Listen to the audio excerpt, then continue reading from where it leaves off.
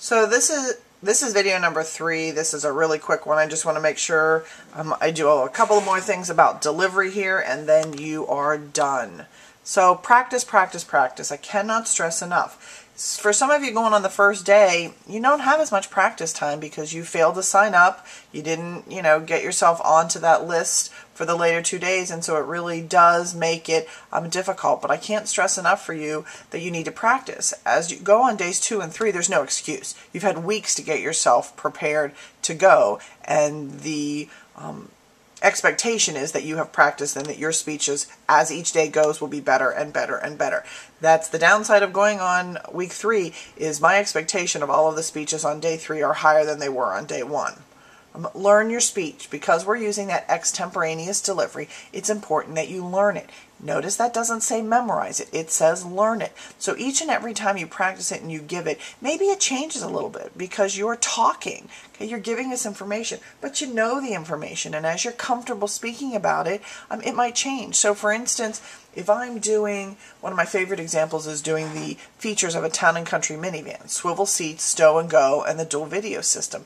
Because I've learned my speech, it doesn't really matter what order I go in. I know the material, and so it changes, and it can be different every single time. But I can't stress enough, learn it, know the material. You are not using those note cards to read your speech. Start learning small pieces first, then practice the entire one. So if you want to just focus on your main points, main point 1, main point 2, main point 3, or maybe just do, your beginning or your end, okay? Eventually you need to work up to your whole 4 to 6 minutes because you got to tape, or you don't have to tape it, you got to time it and make sure you're within the 4 to 6 minutes so you don't get penalized, okay? But you can learn it at small chunks. Practice alone and then with people. I suggest that you eventually get yourself to the point where you can sit down with your family and friends and give the speech. Focus on what you're saying and to whom, okay? That means don't focus on the nerves, focus on the material, okay? And be yourself, okay? My expectation is that each and every one of you is going to deliver a different speech, and you're not going to be compared based on each other, okay? So be yourself. Distinctions between informative and persuasive speaking. I want to make sure you understand this as I looked at some of your topics, and there are a couple that could definitely cross the line at any moment. So informative speech is meant to increase knowledge, okay? Give me information. Make me smarter. Tell me something I didn't know. Versus a persuasive speech is meant to alter my attitude and behavior. Do not cross the line. We are doing an informative speech first, okay? Increase knowledge. Don't ask me to change my attitude about a subject or my behavior, okay? A speech can inform without persuading. Absolutely. Give me information. Don't ask me to do something.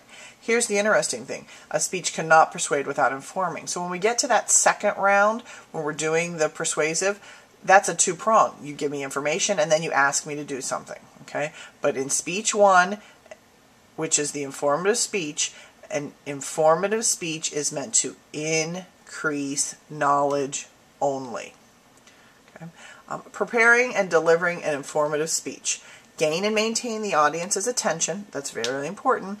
What's your introduction going to be like? Okay? You should have read all of the information in your book about introductions. Okay? How are you gaining the attention, and how are you keeping me there?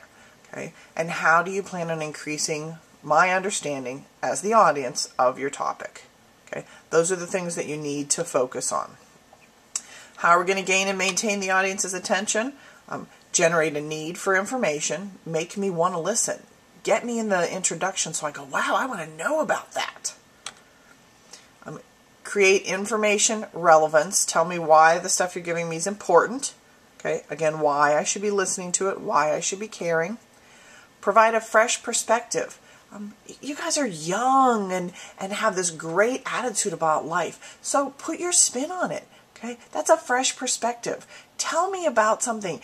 Give me information from your young, excited, fresh point of view. Okay? And focus on the unusual. If there's a piece of information, that wow factor, that's great. Give us the wow, because we'll be like, woo, that's cool. Okay? Something unusual, something that gives us the wow factor. And I think that's all. thanks for getting through these 2.5 videos.